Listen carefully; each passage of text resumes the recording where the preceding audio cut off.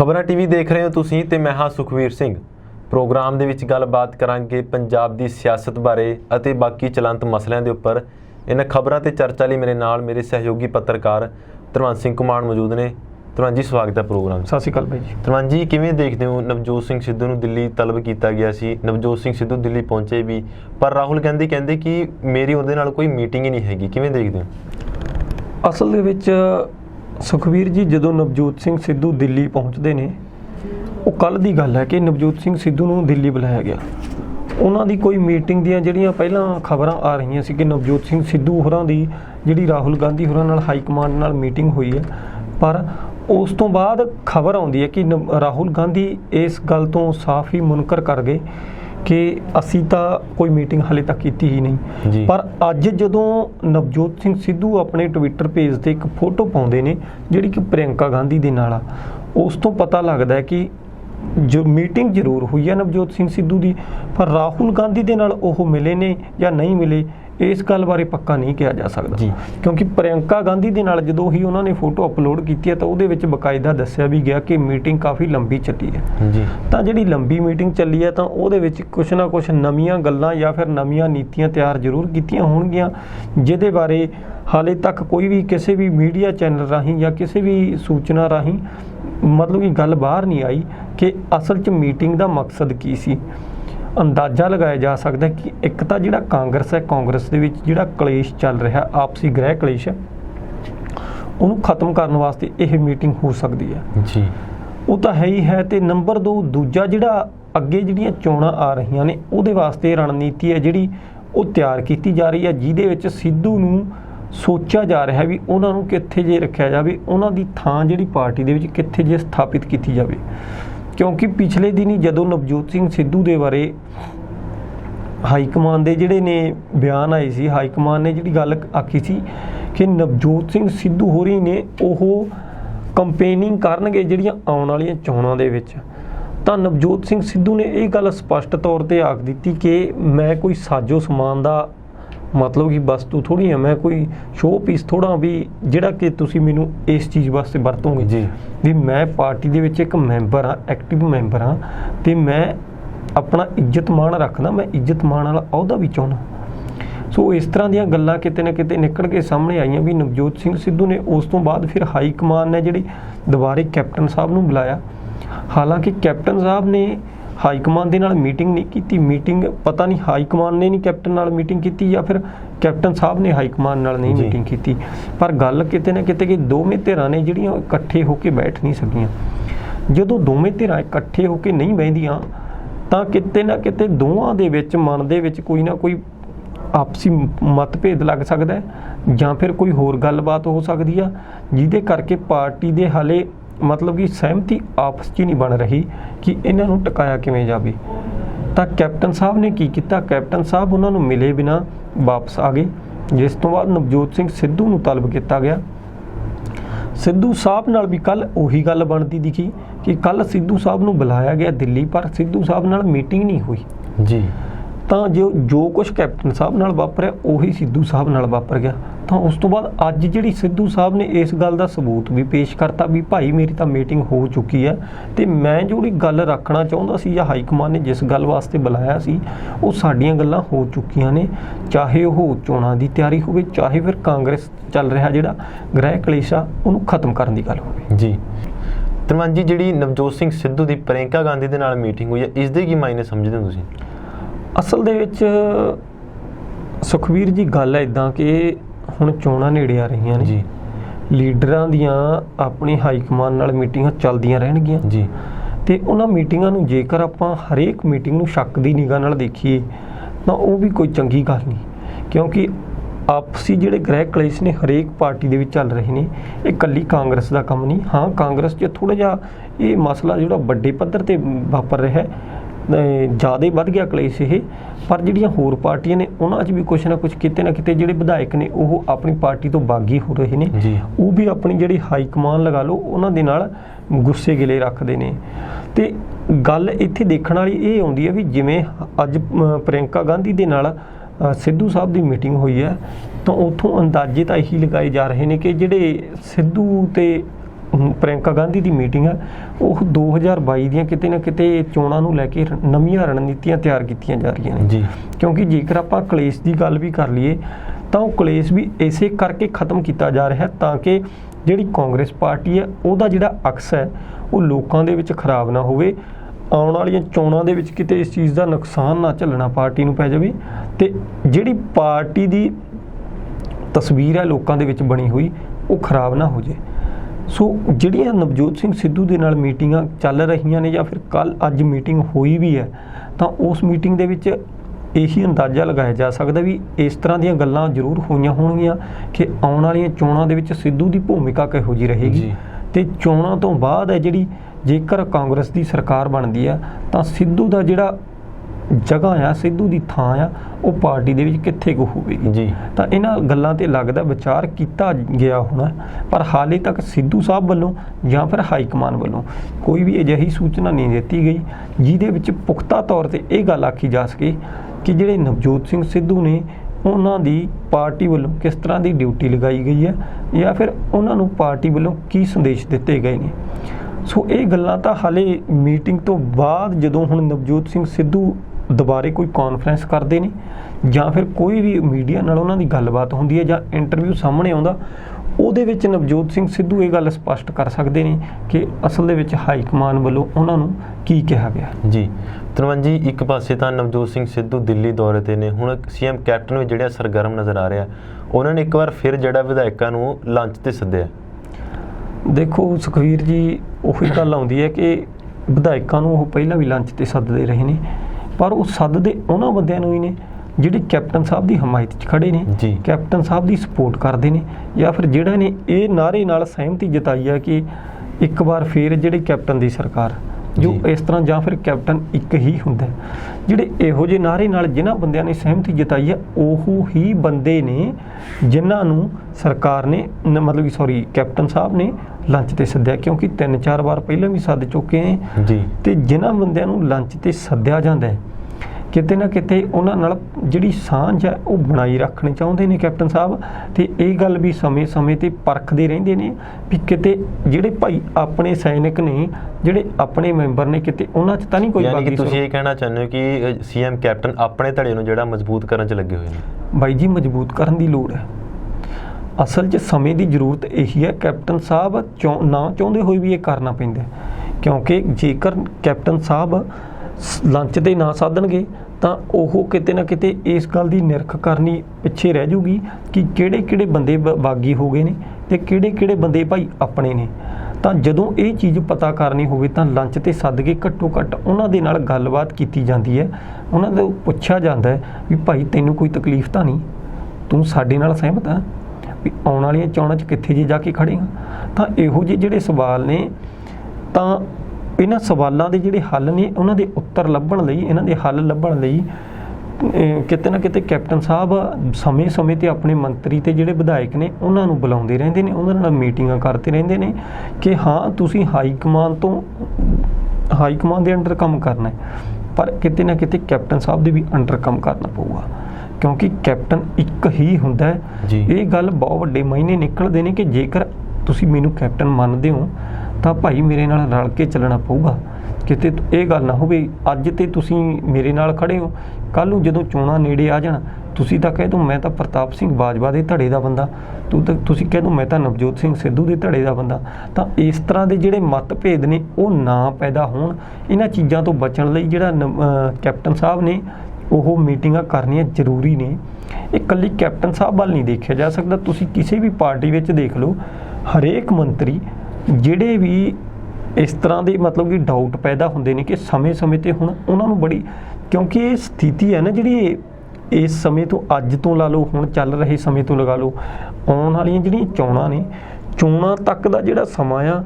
ਬਾਈ ਜੀ, ਚੋਣਾਂ ਤੱਕ ਦਾ ਸਮਾਂ ਇਹੋ ਜਿਹਾ ਸਮਾਂ ਕਿ ਉਦੋਂ ਤੱਕ ਜਿਹੜੇ ਮੰਤਰੀ ਤੇ ਵਿਧਾਇਕ ਨੇ ਉਹਨਾਂ ਨੂੰ ਬੜਾ ਸੰਭਾਲ ਕੇ ਰੱਖਿਆ ਜਾਣਾ ਚਾਹੀਦਾ, ਕੱਚ ਦੇ ਸਮਾਨ ਵਾਂਗੂ ਫੜ ਕੇ ਰੱਖਣਾ ਪਊਗਾ। ਜੇ ਕਿਤੇ ਇੱਧਰ ਉੱਧਰ ਵੀ ਕਿਨਾਰਾ ਲੱਗ ਗਿਆ ਤਾਂ ਤਿੜਕ ਜਾਣਾ। ਸੋ ਉਹ ਤਿੜਕਣ ਤੋਂ ਬਚਾਉਣ ਲਈ ਬਾਈ ਜੀ ਉਹਨਾਂ ਨੂੰ ਲੰਚ ਤੇ ਵੀ ਸੱਦਣਾ ਪਊਗਾ, ਉਹਨਾਂ ਨੂੰ ਪਾਰਟੀਆਂ ਵੀ ਕਰਨੀਆਂ ਪੈਣਗੀਆਂ। ਤੇ ਉਹਨਾਂ ਨੂੰ ਪਿਛਲੀ ਵਾਰੀ ਦੀ ਗੱਲ ਹੈ ਜਦੋਂ ਪਿੰਡਾਂ ਦੇ ਵਿੱਚ ਪੰਚਾਇਤੀ ਚੋਣਾਂ ਹੋਈਆਂ ਪੰਚਾਇਤੀ ਚੋਣਾਂ ਹੋਈਆਂ ਤਾਂ ਪਿੰਡਾਂ ਦੇ ਵਿੱਚ ਵਾਰਡ ਦੇ ਹਿਸਾਬ ਨਾਲ ਚੋਣਾਂ ਹੁੰਦੀਆਂ ਨੇ ਕਿ ਫਲਾਣੀ ਵਾਰਡ 1 ਨੰਬਰ ਵਾਰਡ ਹੈ ਜੀ, 2 ਨੰਬਰ ਵਾਰਡ ਹੈ, 4 ਨੰਬਰ, 6 ਨੰਬਰ, ਤਾਂ ਉਹ ਵਾਰਡ ਦੇ ਹਿਸਾਬ ਨਾਲ ਵੋਟਾਂ ਪੈਂਦੀਆਂ ਨੇ। 2 ਸਰਪੰਚ ਖੜ੍ਹ ਗਏ ਪਿੰਡ 'ਚ, ਤੇ ਪਿੰਡ 'ਚੋਂ ਜਦੋਂ ਹੁਣ ਜਿਹੜੀ ਵਾਰਡ ਦੇ ਜਿਹੜੇ ਵਾਰਡ ਦੇ ਮੈਂਬਰ ਜਿੱਤ ਗਏ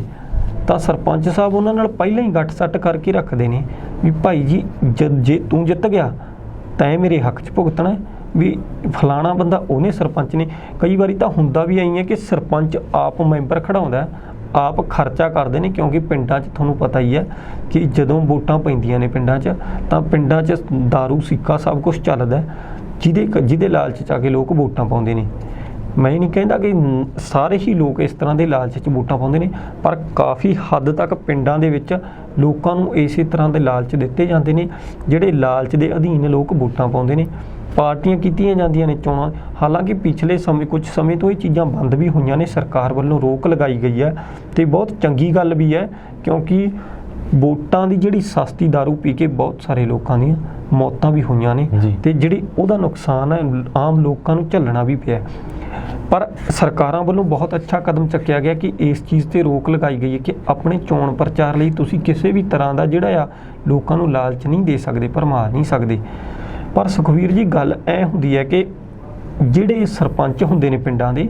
ਉਹ ਕੀ ਕਰਦੇ ਨੇ, ਜਾਂ ਤਾਂ ਆਪੇ ਹੀ ਮੈਂਬਰ ਖੜਾਉਂਦੇ ਨੇ ਜਾਂ ਫਿਰ ਜਿਹੜੇ ਮੈਂਬਰ ਆਪ ਖੜ ਜਾਂਦੇ ਨੇ ਉਹਨਾਂ ਨੂੰ ਘੱਟੋ ਘੱਟ ਐਂ ਕਰਦੇ ਨੇ ਜਿੱਤਣ ਤੋਂ ਬਾਅਦ ਨਾਲ ਦੀ ਨਾਲ ਉਹਨਾਂ ਨੂੰ ਕਿਤੇ ਸ਼ਿਮਲੇ ਟੂਰ ਤੇ ਲੈ ਗਏ ਜਾਂ ਕਿਤੇ ਮਨਾਲੀ ਫਿਰਦੇ ਨੇ ਉਹ, ਜਾਂ ਕਿਤੇ ਨਾ ਕਿਤੇ ਵੀ ਮਤਲਬ ਕਿ ਉਹ ਜਦੋਂ ਤੱਕ ਉਹ ਪੰਚਾਇਤ ਦਾ ਫੈਸਲਾ ਨਹੀਂ ਬਣਦਾ ਕਿ ਆਹ ਪੰਚਾਇਤ ਇਹਨਾਂ ਬੰਦਿਆਂ ਦੀ ਬਣਨੀ ਆ ਤੇ ਇਹ ਬੰਦੇ ਆਹ ਸਰਪੰਚ ਦੇ ਹੱਕ 'ਚ ਖੜੇ ਨੇ, ਹੁਣ ਜਿਹੜੇ ਸਰਪੰਚ ਦੇ ਹੱਕ 'ਚ ਵੱਧ ਮੈਂਬਰ ਖੜ ਗਏ ਤਾਂ ਭਾਈ ਉਹਦੀ ਪੰਚਾਇਤ ਬਣ ਜੂਗੀ ਜੀ। ਸੋ ਗੱਲ ਇੱਥੇ ਆਉਂਦੀ ਆ ਕਿ ਜਦੋਂ ਤੱਕ ਇਹ ਫੈਸਲਾ ਨਹੀਂ ਆਉਂਦਾ ਨਾ ਕਿ ਸਾਰੇ ਜਿਹੜੇ ਮੈਂਬਰ ਨੇ ਉਹ ਇਸ ਬੰਦੇ ਦੇ ਹੱਕ 'ਚ ਖੜੇ ਨੇ, ਉਹ ਦੋਵੇਂ ਸਰਪੰਚਾਂ ਦੇ ਵਿਚਾਲੇ ਕਿਤੇ ਨਾ ਕਿਤੇ ਇਹ ਗੱਲ ਚੱਲਦੀ ਰਹਿੰਦੀ ਆ ਵੀ ਭਾਈ ਰਾਤੋਂ ਰਾਤ ਕਿਤੇ ਮੇਰਾ ਬੰਦਾ ਨਾ ਪੱਟ ਲੈਣ, ਕਿਤੇ ਰਾਤੋਂ ਰਾਤ ਕੋਈ ਦੂਜੀ ਪਾਰਟੀ ਨਾਲ ਨਾ ਇਹ ਰਲ ਜੇ, ਕਿਤੇ ਇਹ ਬੰਦਾ ਦੂਜੇ ਸਰਪੰਚ ਦਾ ਨਾ ਬਣ ਜੇ, ਇਹਨੂੰ ਕੋਈ ਲਾਲਚ ਨਾ ਆ ਜੇ। ਇਸ ਤਰ੍ਹਾਂ ਦੀਆਂ ਗੱਲਾਂ ਨੇ ਜਿਹੜੀਆਂ ਫਿਰ ਉਹਨਾਂ ਤੋਂ ਸੁਰੱਖਿਅਤ ਰਹਿਣ ਲਈ ਸਰਪੰਚ ਸਾਹਿਬ ਕੀ ਕਰਦੇ ਨੇ, ਜਿਹੜੇ ਮੈਂਬਰ ਜਿੱਤ ਗਏ ਉਹਨਾਂ ਨੂੰ ਨਾਲ ਦੀ ਨਾਲ ਚੱਕ ਕੇ ਦੂਜੇ ਦਿਨ ਮਨਾਲੀ, ਸ਼ਿਮਲੇ ਕਿਤੇ ਕਿਤੇ ਘੁੰਮਦੇ ਨੇ, ਉਹਨਾਂ ਨੂੰ ਪਾਰਟੀਆਂ ਕਰਦੇ ਨੇ, ਉਹਨਾਂ ਦੀ ਸਿਹਤ ਦਾ ਪੂਰਾ ਖਿਆਲ ਰੱਖਿਆ ਜਾਂਦਾ, ਉਹਨਾਂ ਦੇ ਖਾਣ ਪੀਣ ਦਾ ਪੂਰਾ ਖਿਆਲ ਰੱਖਿਆ ਜਾਂਦਾ। ਤਾਂ ਇਸ ਤਰ੍ਹਾਂ ਦੀ ਜਿਹੜੀ ਮਤਲਬ ਕਿ ਇਹ ਰਣਨੀਤੀ ਹੈ ਇਹ ਜ਼ਰੂਰੀ ਹੈ ਅੱਜ ਦੇ ਸਮੇਂ 'ਚ, ਕਿਉਂਕਿ ਜਿਸ ਤਰ੍ਹਾਂ ਆਪਾਂ ਪਿੰਡ ਲੈਵਲ 'ਤੇ ਗੱਲ ਕੀਤੀ ਹੈ ਕਿ ਉਹ ਮੈਂਬਰ ਸਾਹਿਬਾਨ ਨੂੰ ਸਾਂਭਦੇ ਨੇ, ਤਾਂ ਮੰਤਰੀ ਸਾਹਿਬ ਨੂੰ ਵੀ ਚਾਹੀਦਾ ਵੀ ਉਹ ਆਪਣੇ ਵਿਧਾਇਕ ਤੇ ਆਪਣੇ ਜਿਹੜੇ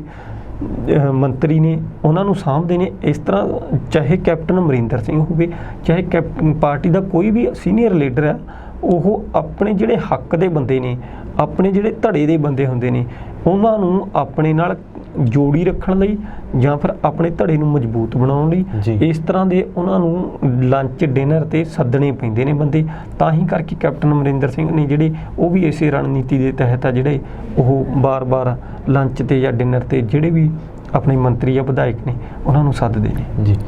ਧਰਮਨ ਜੀ, ਜਦੋਂ ਕੇਜਰੀਵਾਲ ਦੇ ਵੱਲੋਂ 300 ਯੂਨਿਟ ਬਿਜਲੀ ਦਾ ਐਲਾਨ ਕੀਤਾ ਗਿਆ ਸੀ ਤਾਂ ਉਸ ਤੋਂ ਬਾਅਦ ਲੋਕਾਂ ਦੇ ਵਿੱਚ ਜਿਹੜੀ ਇੱਕ ਕਨਫਿਊਜ਼ਨ ਸੀ ਕਿ ਸਿਰਫ 300 ਯੂਨਿਟਾਂ ਹੀ ਮਾਫ ਨੇ, ਜੇ 301 ਯੂਨਿਟਾਂ ਦਾ ਬਿੱਲ ਆਉਂਦਾ ਤਾਂ ਫਿਰ ਪਿਛਲੀਆਂ 300 ਯੂਨਿਟਾਂ ਦਾ ਬਿੱਲ ਜਿਹੜਾ ਦੇਣਾ ਪੈਣਾ। ਅੱਜ ਆਮ ਆਦਮੀ ਪਾਰਟੀ ਦਾ ਸਪਸ਼ਟੀਕਰਨ ਹੈ ਕਿ 300 ਯੂਨਿਟ ਮਾਫ ਹੈ, ਉਸ ਤੋਂ ਬਾਅਦ ਜਿੰਨੀ ਖਪਤ ਹੋਏਗੀ ਉਹਨਾਂ ਦਾ ਬਿੱਲ ਜਿਹੜਾ ਲੋਕਾਂ ਨੂੰ ਦੇਣਾ ਪਏਗਾ। ਨਾਲ ਦੀ ਨਾਲ ਉਹਨਾਂ ਦੇ ਵੱਲੋਂ ਇਹ ਵੀ ਕਿਹਾ ਗਿਆ ਹੈ ਕਿ 300 ਯੂਨਿਟ ਸਿਰਫ 1 ਮਹੀਨੇ ਦੀ ਮਾਫ ਹੈ ਤੇ 2 ਮਹੀਨਿਆਂ ਦੀ ਕਰੀਬ 600 ਯੂਨਿਟ ਜਿਹੜੀ ਆ ਮਾਫ ਹੋਏਗੀ। ਦੇਖੋ ਸੁਖਵੀਰ ਜੀ, ਜੇ ਤਾਂ ਇਹ ਗੱਲ ਸੱਚ ਹੈ ਕਿ ਲੋਕਾਂ ਨੂੰ 2 ਮਹੀਨਿਆਂ ਦੇ ਵਿੱਚ 600 ਯੂਨਿਟਾਂ ਮਿਲ ਜਾਣਗੀਆਂ, ਫਿਰ ਤਾਂ ਪੰਜਾਬ ਦੇ ਲੋਕ ਨਿਹਾਲ ਹੋ ਗਏ ਜੀ। ਜੇਕਰ ਅਸਲ ਦੇ ਵਿੱਚ ਕੇਜਰੀਵਾਲ ਦੀ ਸਰਕਾਰ ਆਉਂਦੀ ਹੈ, ਪੰਜਾਬ ਦੇ ਵਿੱਚ ਆਮ ਆਦਮੀ ਪਾਰਟੀ ਦੀ ਸਰਕਾਰ ਬਣਦੀ ਆ, ਫਿਰ ਤਾਂ ਲੋਕ ਬੜੇ ਹੀ ਵਧੀਆ ਮਤਲਬ ਕਿ ਫੈਸਲਾ ਲਿਆ ਗਿਆ ਲੋਕਾਂ ਵਾਸਤੇ, ਲੋਕ ਕਿਤੇ ਨਾ ਕਿਤੇ ਇਹਦਾ ਲਾਭ ਵੀ ਉਠਾਉਣਗੇ ਤੇ ਲੋਕ ਇਸ ਲਾਲਚ 'ਚ ਵੋਟਾਂ ਵੀ ਪਾ ਸਕਦੇ ਨੇ ਜੀ। ਦੂਜੇ ਪਾਸੇ ਜਿਹੜੀ ਗੱਲ ਕਰਦੇ ਹੋ ਕਿ 300 ਤੋਂ ਬਾਅਦ 1 ਵੀ ਯੂਨਿਟ ਆਉਂਦੀ ਆ ਤਾਂ ਉਹਦਾ ਜਿਹੜਾ ਬਿੱਲ ਹੈ ਉਹ 1 ਯੂਨਿਟ ਦਾ ਹੀ ਲਿਆ ਜਾਊਗਾ। ਤਾਂ ਕੱਲ ਕੇਜਰੀਵਾਲ ਦੀ ਜੇ ਆਪਾਂ ਕਾਨਫਰੰਸ ਸੁਣੀਏ ਤਾਂ ਉਹਦੇ ਵਿੱਚ ਕੇਜਰੀਵਾਲ ਸਾਹਿਬ ਨੇ ਇਹ ਗੱਲ ਆਖੀ ਆ, ਕਹਿੰਦੇ ਵੀ ਕਿਸੇ ਪੱਤਰਕਾਰ ਦੁਆਰਾ ਸਵਾਲ ਕੀਤਾ ਗਿਆ ਸੀ ਕਿ ਜੇਕਰ 300 ਤੋਂ ਉੱਪਰ 1 ਵੀ ਯੂਨਿਟ ਆਉਂਦੀ ਹੈ ਤਾਂ ਉਹਦਾ ਬਿੱਲ ਕਿਵੇਂ ਦੇਖੋਗੇ ਤੁਸੀਂ ਜੀ। ਤਾਂ ਕੇਜਰੀਵਾਲ ਸਾਹਿਬ ਨੇ ਕਿਹਾ ਸੀ ਪੂਰੀਆਂ 300 ਯੂਨਿਟਾਂ ਦਾ ਬਿੱਲ ਦਿਆ ਜਾਊਗਾ। ਤੇ ਅੱਜ ਇਸੇ ਗੱਲ ਤੇ ਸਪਸ਼ਟੀਕਰਨ ਜਿਹੜੇ ਰਾਘਵ ਚੱਡਾ ਹੋਰੀ ਕਰਦੇ ਨੇ, ਉਹ ਕਹਿੰਦੇ ਵੀ ਨਹੀਂ ਪੂਰੀਆਂ 300 ਯੂਨਿਟਾਂ ਦਾ ਬਿੱਲ ਨਹੀਂ ਲਿਆ ਜਾਊਗਾ। ਅਸਲ ਦੇ ਵਿੱਚ ਜਿਹੜੀ ਯੂਨਿਟ ਇੱਕ ਉੱਪਰਲੀ ਯੂਨਿਟ ਹੋਊਗੀ ਉਹਦਾ ਹੀ ਬਿੱਲ ਲਿਆ ਜਾਊਗਾ। ਤਾਂ ਲੋਕਾਂ ਦੇ ਵਿੱਚ ਇਹ ਹਾਲੇ ਵੀ 705 ਪੈਦਾ ਹੋਇਆ ਹੈ। ਲੋਕ ਦੁਬਿਧਾ ਦੇ ਵਿੱਚ ਨੇ ਕਿ ਅਸਲ ਦੇ ਵਿੱਚ ਜਿਹੜਾ ਬਿੱਲ ਹੈ ਉਹ ਸਾਨੂੰ ਪੂਰੀਆਂ 300 ਯੂਨਿਟਾਂ ਦਾ ਹੀ ਭੁਗਤਾਨ ਕਰਨਾ ਪਊਗਾ ਜਾਂ ਫਿਰ 300 ਤੋਂ ਜਿਹੜੀਆਂ ਉੱਪਰਲੀਆਂ ਯੂਨਿਟਾਂ ਨੇ ਉਹਨਾਂ ਦਾ ਭੁਗਤਾਨ ਕਰਨਾ ਪਊਗਾ। ਤਾਂ ਮੈਨੂੰ ਲੱਗਦਾ ਕਿ ਸਰਕਾਰਾਂ ਨੂੰ ਕਈ ਵਾਰੀ ਜਦੋਂ ਪਾਰਟੀਆਂ ਇਸ ਤਰ੍ਹਾਂ ਦੀਆਂ ਮਤਲਬ ਕਿ ਵਾਅਦੇ ਕਰਦੀਆਂ ਨੇ, ਇਸ ਤਰ੍ਹਾਂ ਦੇ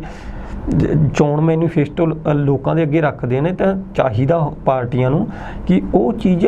ਜਾਂ ਤਾਂ ਲੋਕਾਂ ਨੂੰ ਤੁਸੀਂ ਸਪਸ਼ਟ ਕਰਕੇ ਦਿਓ ਜਾਂ ਫਿਰ ਤੁਸੀਂ ਉਹਦੇ ਕੋਈ ਵੀ ਜਿਹੜੇ ਲੋਕਾਂ ਨੂੰ ਇੱਕ ਲਿਖਤੀ ਰੂਪ ਦੇ ਵਿੱਚ ਦਿਓ ਕਿ ਹਾਂ ਭਾਈ ਅਸੀਂ ਇਸ ਤਰ੍ਹਾਂ ਇਹ ਗੱਲ ਐ ਆਖੀ ਹੈ,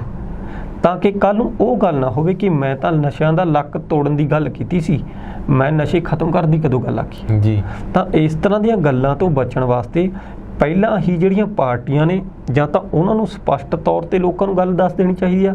ਜਾਂ ਭਾਈ ਫਿਰ ਲੋਕਾਂ ਵੱਲੋਂ ਸਵਾਲ ਉਠਾਏ ਜਾਣਗੇ ਕਿ ਤੁਸੀਂ ਇਹ ਗੱਲ ਐਂ ਆਖੀ ਆ ਜਾਂ ਐਂ ਆਖੀ ਆ, ਵੀ ਇਹਦਾ ਸਾਨੂੰ ਸਪਸ਼ਟੀਕਰਨ ਦੇ ਦਿਓ। ਕਿਤੇ ਕੱਲ੍ਹ ਨੂੰ ਜਾ ਕੇ ਤੁਸੀਂ ਕਹਿ ਦਿਓ ਵੀ ਮੈਂ ਤਾਂ ਐਂ ਆਖੀ ਸੀ ਤੇ ਤੁਸੀਂ ਦੂਜੇ ਲੋਟ ਲੈ ਗਏ।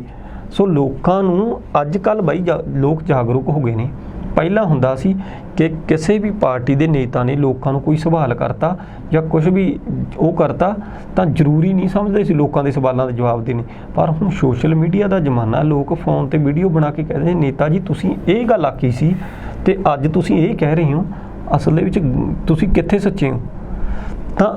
ਇਸ ਤਰ੍ਹਾਂ ਦੇ ਸਮੇਂ ਦੇ ਵਿੱਚ ਬਾਈ ਜੀ ਲੋਕ ਵੈਸੇ ਵੀ ਜਾਗਰੂਕ ਨੇ, ਲੋਕ ਸਵਾਲ ਵੀ ਪੁੱਛਦੇ ਨੇ। ਪਹਿਲਾਂ ਲੋਕ ਨੇਤਾ ਨੂੰ ਸਵਾਲ ਨਹੀਂ ਪੁੱਛਦੇ ਜੀ, ਚਾਹੇ ਉਹਨਾਂ ਨੇ ਕੁਛ ਕਹਿਤਾ ਤੇ ਚਾਹੇ ਕੁਛ ਕਰਤਾ,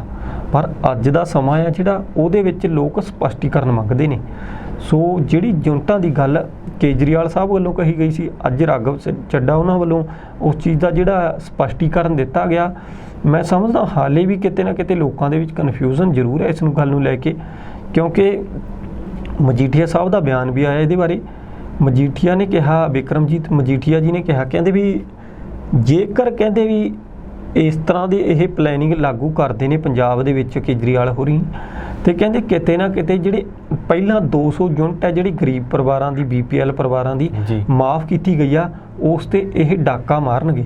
ਕਹਿੰਦੇ ਵੀ ਜੇਕਰ 300 ਯੂਨਿਟ ਮਾਫ ਹੋ ਗਈ ਤਾਂ 300 ਤੋਂ ਉੱਪਰ ਇੱਕ ਵੀ ਯੂਨਿਟ ਦਾ ਪੈਸੇ ਲੱਗ ਗਏ, ਇੱਕ ਵੀ ਯੂਨਿਟ ਆ ਗਈ ਤਾਂ ਉਹ 300 ਦਾ 300 ਭਰਨਾ ਪਊਗਾ। ਮਤਲਬ ਕਿ ਜਿਨ੍ਹਾਂ ਦੀਆਂ 200 ਯੂਨਿਟਾਂ ਮਾਫ ਸੀ ਉਹਨਾਂ ਨੂੰ ਫਿਰ 301 ਯੂਨਿਟ ਦੇ ਵੀ ਪੈਸੇ ਆ ਜਿਹੜੇ ਉਹ ਭਰਨੇ ਪੈਣਗੇ। ਤਾਂ ਇਹਨਾਂ ਗੱਲਾਂ ਦੇ ਹਾਲੇ ਸ਼ੰਕੇ ਲੋਕਾਂ ਦੇ ਵਿੱਚ ਹੈਗੇ ਨੇ, ਤੇ ਮੈਂ ਤਾਂ ਇਹੀ ਗੱਲ ਚਾਹੁੰਦਾ ਵੀ ਘੱਟੋ ਘੱਟ ਆਮ ਆਦਮੀ ਪਾਰਟੀ ਨੂੰ ਇਸ ਚੀਜ਼ 'ਤੇ ਹਾਲੇ ਸਪਸ਼ਟੀਕਰਨ ਦੇਣਾ ਚਾਹੀਦਾ। ਹੋਰ ਵੀ ਲੋਕਾਂ ਨੂੰ ਸਪਸ਼ਟ ਰੂਪ ਦੇ ਵਿੱਚ ਦੱਸ ਦੇਣਾ ਚਾਹੀਦਾ ਕਿ ਭਾਈ ਜੇਕਰ ਤੁਹਾਡੀ 300 ਯੂਨਿਟ ਹੈ ਉੱਥੋਂ ਤੱਕ ਦੇ ਤੁਹਾਡੇ ਪੈਸੇ ਮਾਫ ਨੇ, ਜੇ 300 ਤੋਂ 1-2 ਯੂਨਿਟ ਉੱਪਰ ਹੁੰਦੀ ਹੈ ਉਹਦੇ ਪੈਸੇ ਕਿਵੇਂ ਲਏ ਜਾਣਗੇ, ਉਹਦੇ ਪੈਸੇ ਜਿਹੜੇ 300 ਯੂਨਿਟਾਂ ਦੇ ਪਿਛਲੇ ਨੇ ਉਹ ਵਿੱਚ ਜੋੜੇ ਜਾਣਗੇ, ਜਾਂ ਫਿਰ ਕੱਲੀਆਂ ਉੱਪਰਲੀਆਂ ਯੂਨਿਟਾਂ ਨੇ ਜਿਹੜੀਆਂ ਉਹਨਾਂ ਦੇ ਪੈਸੇ ਮਤਲਬ ਕਿ ਇਕੱਲੇ ਭੁਗਤਾਨ ਕਰਨੇ ਪੈਣਗੇ। ਸੋ ਪਾਰਟੀ ਨੂੰ, ਆਮ ਆਦਮੀ ਪਾਰਟੀ ਨੂੰ ਹਾਲੇ ਇਸ ਗੱਲ ਤੇ ਪੂਰੀ ਤਰ੍ਹਾਂ ਲੋਕਾਂ ਦੇ ਅੱਗੇ ਸਪਸ਼ਟੀਕਰਨ ਰੱਖਣਾ ਬਹੁਤ ਜ਼ਰੂਰੀ ਹੈ ਜੀ। ਧਰਮਾਨ ਜੀ, ਅੱਜ ਜਿਹੜੇ ਪੰਜਾਬ BJP ਦੇ ਸੀਨੀਅਰ ਲੀਡਰ ਨੇ ਅਸ਼ਵੇਤ ਮਲਿਕ, ਉਹ ਏਮਸ ਹਸਪੀਟਲ ਗਏ ਸੀ, ਕੋਈ ਕਾਰਨ ਕਰਕੇ ਉੱਥੇ ਗਏ ਸੀ ਤੇ ਕਿਸਾਨਾਂ ਦੇ ਵੱਲੋਂ ਉੱਥੇ ਵੀ ਉਹਨਾਂ ਦਾ ਵਿਰੋਧ ਕੀਤਾ ਗਿਆ, ਕਿਵੇਂ ਦੇਖਦੇ ਹੋ? ਸੁਖਵੀਰ ਜੀ, ਕਿਸਾਨਾਂ ਦਾ ਵਿਰੋਧ ਆ ਜਿਹੜਾ ਉਹ ਲਗਾਤਾਰ ਦਿੱਲੀ ਦੇ ਬਾਰਡਰਾਂ 'ਤੇ ਵੀ ਜਾਰੀ ਹੈ ਤੇ ਪੰਜਾਬ ਹਰਿਆਣਾ ਦੇ ਵਿੱਚ ਵੀ ਲਗਾਤਾਰ ਹੀ ਜਿਹੜੇ BJP ਦੇ ਲੀਡਰ ਨੇ ਜਾਂ ਫਿਰ ਕਿਸੇ ਵੀ ਪਾਰਟੀ ਦੇ ਲੀਡਰ ਨੇ, ਜ਼ਿਆਦਾਤਰ BJP ਤੇ JJP ਪਾਰਟੀ ਵੱਲ ਹੋ ਰਿਹਾ ਹੈ ਕਿ ਉਹਨਾਂ ਦਾ ਵਿਰੋਧ ਉਹਨਾਂ ਪ੍ਰਤੀ ਲਗਾਤਾਰ ਜਾਰੀ ਹੈ। ਤੇ ਇਹਦਾ ਕਾਰਨ ਇਹੀ ਹੈ ਕਿ ਜਿਹੜੇ ਕਿਸਾਨ ਕਹਿ ਚੁੱਕੇ ਨੇ ਕਿ ਅਸੀਂ ਪੱਕੇ ਤੌਰ ਤੇ ਇਹਨਾਂ ਦਾ ਬਾਈਕਾਟ ਕਰ ਚੁੱਕੇ ਹਾਂ। ਜਦੋਂ ਤੱਕ ਸਾਡੇ ਕਾਲੇ ਕਾਨੂੰਨ ਰੱਦ ਨਹੀਂ ਹੁੰਦੇ, ਅਸੀਂ BJP ਜਾਂ JJP ਪਾਰਟੀ ਦੇ ਕਿਸੇ ਵੀ ਲੀਡਰ ਨੂੰ ਕੋਈ ਵੀ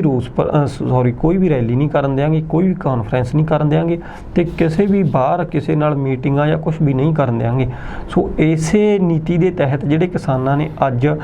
ਚੰਡੀਗੜ੍ਹ ਦੇ ਵਿੱਚ ਏਮਸ ਹਸਪਤਾਲ ਆ ਜਿਹੜਾ ਉੱਥੇ ਘਿਰਾਓ ਕੀਤਾ ਸੀ, ਤੇ ਘਿਰਾਓ ਕਰਨ ਦਾ ਮਤਲਬ ਵੀ ਇਹੀ ਹੈ, ਮਕਸਦ ਇੱਕੋ ਹੀ ਆ ਕਿਸਾਨਾਂ ਦਾ ਕਿ ਭਾਈ ਅਸੀਂ ਤੁਹਾਡਾ ਵਿਰੋਧ ਕਰਦੇ ਹਾਂ, ਤੁਸੀਂ ਆਪਣੀ ਜਿਹੜੀ ਸਰਕਾਰ ਹੈ ਉਹਨਾਂ ਨੂੰ ਮਨਾਓ ਵੀ ਇਹ ਕਾਲੇ ਕਾਨੂੰਨ ਨੇ, ਲੋਕਾਂ ਦੇ ਖਿਲਾਫ ਨੇ। ਜੇ ਇਹ ਕਿਸਾਨ ਇਸ ਤਰ੍ਹਾਂ ਵਿਰੋਧ ਨਹੀਂ ਕਰਨਗੇ ਤਾਂ ਸੁਖਵੀਰ ਜੀ ਸਰਕਾਰ ਤੇ ਤਾਂ ਕੋਈ ਅਸਰ ਹੁੰਦਾ ਦਿਖਾਈ ਹੀ ਨਹੀਂ ਦੇ ਰਿਹਾ। ਧਰਮਾਨ ਜੀ, ਜੇ ਇਸੇ ਤਰ੍ਹਾਂ BJP ਦਾ ਵਿਰੋਧ ਹੁੰਦਾ ਰਿਹਾ ਤਾਂ 2022 ਵੀ ਨੇੜੇ ਆ, ਤਾਂ ਇਸ ਤਰ੍ਹਾਂ ਦਾ ਫਿਰ BJP ਲੀਡਰਾਂ ਦਾ ਪੰਜਾਬ ਵਿੱਚ ਜਿਹੜਾ ਚੋਣ ਪ੍ਰਚਾਰ ਕਰਨ ਲਈ ਬੜਨਾ ਮੁਸ਼ਕਿਲ ਹੋ ਜਾਊਗਾ। ਦੇਖੋ ਸੁਖਬੀਰ ਜੀ, ਮੁਸ਼ਕਿਲ ਤਾਂ ਇਹ ਆ ਨਾ ਕਿ ਹੁਣ ਹਾਲਾਤ ਇਸ ਤਰ੍ਹਾਂ ਦੇ ਬਣੇ ਪਏ ਨੇ ਕਿ 2022 ਦੀਆਂ ਚੋਣਾਂ ਤੋਂ ਕੁਛ ਕੁ ਸਮਾਂ ਪਹਿਲਾਂ ਸਰਕਾਰ ਨੂੰ ਇਹਦੇ ਤੇ ਫੈਸਲਾ ਲੈਣਾ ਪਊਗਾ। ਇਹ ਵੀ ਹੋ ਸਕਦਾ ਹੈ ਕਿ ਚੋਣਾਂ ਨੇੜੇ ਹੋਣ, ਸਰਕਾਰ ਇੱਕਦਮ ਕਹਿ ਦੇ ਕਿ ਲਓ ਭਾਈ ਤੁਹਾਡੇ ਬਿੱਲ ਮਾਫ ਕਰਤੇ, ਇਹ ਜਿਹੜੇ ਤੁਹਾਡੇ ਕਾਲੇ ਕਾਨੂੰਨ ਨੇ ਰੱਦ। ਇਹ ਵੀ ਇੱਕ ਵੱਡਾ ਸਿਆਸੀ ਪੱਤਾ ਬਣ ਕੇ ਸਾਹਮਣੇ ਆਊਗਾ, ਸਿਆਸੀ ਦਾ ਬਣ ਕੇ ਸਾਹਮਣੇ ਆਊਗਾ। ਕਿਤੇ ਬੀਜੇਪੀ ਇੱਕਦਮ ਕਿਸਾਨਾਂ ਨੂੰ ਖੁਸ਼ ਕਰ ਦੇ ਤੇ ਕਿਸਾਨ ਉਹੋ ਹੀ ਫਿਰ ਊਂਠ ਪਹਾੜ ਦੇ ਨੀਚੇ। ਜੇਕਰ ਊਂਠ ਪਹਾੜ ਦੇ ਨੀਚੇ ਆ ਗਿਆ ਤਾਂ ਮੇਰੇ ਵੀਰਿਆ ਦੁਬਾਰੇ ਫਿਰ ਮਾਰਿਆ ਜਾਣਾ ਤੇ ਦੁਬਾਰੇ ਫਿਰ ਤੈਨੂੰ ਇਹੋ ਜਿਹਾ ਰਗੜ ਦੇਣਗੇ ਤੇ ਮੁੜ ਕੇ ਉੱਠਣ ਜੋਗਾ ਨਹੀਂ ਰਹਿਣਾ। ਤੋ ਇਸ ਕਰਕੇ ਗੱਲ ਇਹ ਹੈ ਕਿ ਹਾਲੇ ਹਾਲਾਤ ਇਸ ਤਰ੍ਹਾਂ ਦੇ ਬਣੇ ਪਏ ਨੇ ਕਿ ਸਰਕਾਰਾਂ ਵੀ ਮੌਕੇ ਤੇ ਚੌਕਾ ਠੋਕਣ ਦੀ ਸੋਚ ਰਹੀਆਂ ਨੇ ਤੇ ਉਹ ਮੌਕਾ ਜਿਹੜਾ ਹਰੇਕ ਪਾਰਟੀ ਲੱਭ ਰਹੀ ਹੈ। ਸਿਰਫ ਬੀਜੇਪੀ ਦੇ ਅੱਗੇ ਇੱਕ ਮੌਕਾ ਇਹ ਇਸੇ ਗੱਲ ਨੂੰ ਲੈ ਕੇ ਆ ਕਿ ਲੋਕਾਂ ਨੂੰ ਤੇ ਕਿਸਾਨਾਂ ਨੂੰ ਖੁਸ਼ ਕਿਵੇਂ ਕੀਤਾ ਜਾ ਸਕੇ। ਹੋਰ ਉਹਨਾਂ ਕੋਲੇ ਕੋਈ ਰਾਹ ਨਹੀਂ। ਜੇਕਰ ਉਹਨਾਂ ਨੇ ਕਿਸਾਨਾਂ ਨੂੰ ਖੁਸ਼ ਕਰਨਾ ਹੋਇਆ ਤਾਂ ਉਹਦੇ ਨੇੜੇ ਆ ਕੇ, ਚੋਣਾਂ ਦੇ ਨੇੜੇ ਆ ਕੇ ਇੱਕਦਮ ਹੀ ਕਾਲੇ ਕਾਨੂੰਨ ਵੀ ਰੱਦ ਕਰਤੇ ਤੇ ਕਿਸਾਨਾਂ ਦੇ ਉੱਤੋਂ ਹੋਰ ਕੋਈ ਲਾਭ ਦੀ ਗੱਲ ਕਰਤੀ ਤਾਂ ਕਿਸਾਨ ਨੇ ਜਿਹੜੇ ਉਹ ਤਾਂ ਮਿੰਟਾਂ 'ਚ ਪਿੰਗਲ ਜਾਣਗੇ ਜੀ। ਤਾਂ ਇਸ ਤਰ੍ਹਾਂ ਦੇ ਜਿਹੜਾ ਦਾ ਆ ਕਿਤੇ ਨਾ ਕਿਤੇ ਚੋਣਾਂ ਦੇ ਨੇੜੇ ਆ ਕੇ ਬੀਜੇਪੀ ਪਾਰਟੀ ਖੇਡ ਸਕਦੀ ਆ। ਸੋ ਇਹ ਤੋਂ ਸਤਰਕ ਰਹਿਣਾ ਚਾਹੀਦਾ ਕਿਸਾਨਾਂ ਨੂੰ ਕਿ ਜੇ ਉਹ ਇਹ ਗੱਲ ਭੁੱਲ ਜਾਣਗੇ ਵੀ ਅਸੀਂ ਪਿਛਲੇ 6 ਮਹੀਨੇ 7 ਮਹੀਨਿਆਂ ਤੋਂ ਬੈਠੇ ਆ। ਉਹਨਾਂ ਨੂੰ ਬਸ ਕਿਉਂਕਿ ਆਪਣੇ ਲੋਕਾਂ ਦਾ ਸੁਭਾਅ ਹੈ ਕਿ ਜ਼ਿਆਦਾ ਤੁਰਤ ਦਾ ਲਿਪਿਆ ਦੇਖਦੇ ਨੇ ਤੇ ਇਸੇ ਚੀਜ਼ ਦਾ ਜਿਹੜੀ ਆਪਣੀਆਂ ਰਾਜਨੀਤਿਕ ਪਾਰਟੀਆਂ ਨੇ ਫਾਇਦਾ ਉਠਾਉਂਦੀਆਂ ਨੇ। ਕੋਈ ਵੀ ਪਾਰਟੀ ਆ 3 ਸਾਲ ਕੋਈ ਕੰਮ ਨਹੀਂ ਕਰਦੀ, ਚੌਥੇ ਸਾਲ ਆ ਕੇ ਉਹਨੇ ਕੁਛ ਕਰਤਾ ਤੇ ਚੌਥੇ ਸਾਲ ਲੋਕ ਕਹਿਣਗੇ ਲੈ ਇਹਦੇ ਵਰਗੀ ਤਾਂ ਪਾਰਟੀ ਹੀ ਨਹੀਂ ਆਈ ਜੀ, ਇਹਨਾਂ ਨੇ ਤਾਂ ਸਾਨੂੰ ਐਂ ਕਰਤਾ, ਇਹਨਾਂ ਨੇ ਸਾਨੂੰ ਐਂ ਦੇਤਾ। ਸੋ ਗੱਲ ਇਹ ਆ, ਲੋਕ ਤੁਰਤ ਦਾ ਲਿਪਿਆ ਦੇਖਦੇ ਨੇ। ਜਿਸ ਚੀਜ਼ ਦਾ ਰਾਜਨੀਤਿਕ ਪਾਰਟੀਆਂ ਫਾਇਦਾ ਉਠਾਉਂਦੀਆਂ ਨੇ ਤੇ ਫਾਇਦਾ ਉਠਾਉਣ ਤੋਂ ਬਾਅਦ ਅਗਲੀ ਵਾਰੀ ਫੇਰ ਕੀ ਆ, ਲੈ ਜੱਟਾ ਤੇਰੀ ਵਾਰੀ, ਕਦੇ ਉਹਦੀ ਵਾਰੀ ਕਦੇ ਮੇਰੀ ਵਾਰੀ, ਬਸ ਉਹੀ ਵਾਰੀ ਬੰਨ੍ਹ ਕੇ ਫਿਰ ਆਈ ਜਾਂਦੀਆਂ ਨੇ ਜੀ। ਧੰਨਵਾਦ ਜੀ, ਗੱਲਬਾਤ ਲਈ ਬਹੁਤ ਬਹੁਤ ਧੰਨਵਾਦ। ਧੰਨਵਾਦ ਬਾਈ ਜੀ। ਤਾਂ ਇਹ ਸਨ ਮੇਰੇ ਸਹਿਯੋਗੀ ਪੱਤਰਕਾਰ ਧਨਵੰਤ ਸਿੰਘ ਘੁਮਾਣ, ਜਿਨ੍ਹਾਂ ਨੇ ਇਹਨਾਂ ਖਬਰਾਂ ਤੇ ਆਪਣੇ ਵਿਚਾਰ ਦਿੱਤੇ। ਤੁਹਾਨੂੰ ਸਾਡੀ ਇਹ ਵਿਚਾਰ ਚਰਚਾ ਕਿਵੇਂ ਲੱਗੀ ਥੱਲੇ ਕਮੈਂਟ ਕਰਕੇ ਜ਼ਰੂਰ ਦੱਸਿਓ। ਤੁਸੀਂ ਬਣੇ ਰਹੋ ਖਬਰਾਂ ਟੀਵੀ ਦੇ ਨਾਲ। ਮੈਨੂੰ ਦਿਓ ਇਜਾਜ਼ਤ। ਧੰਨਵਾਦ।